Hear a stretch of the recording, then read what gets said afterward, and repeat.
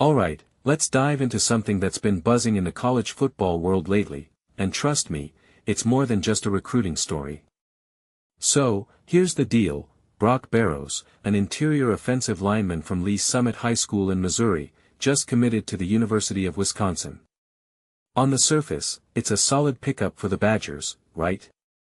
But what makes this really interesting is how this commitment came together. It's not just about Barrows' talent, though he's definitely got the skills, it's about the connections that made this happen.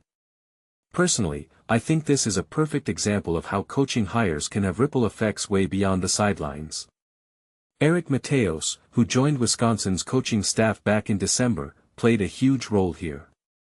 Mateos brought with him a network of contacts from his time at Arkansas, and that's where things get fascinating. It's not just about recruiting a player, it's about leveraging relationships to build a program. What many people don't realize is that these behind-the-scenes connections often determine which schools land top talent. It's like chess, you're not just moving pieces, you're thinking 3 moves ahead. Now, let's talk about Barrows for a second.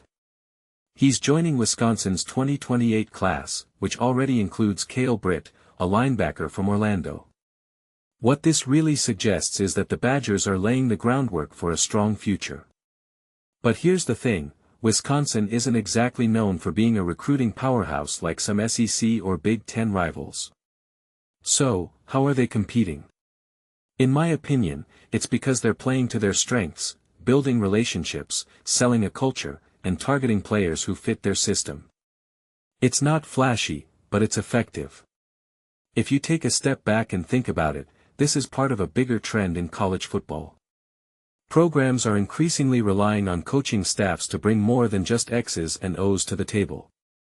They're looking for recruiters, relationship builders, and strategists. Mateos is a prime example of this.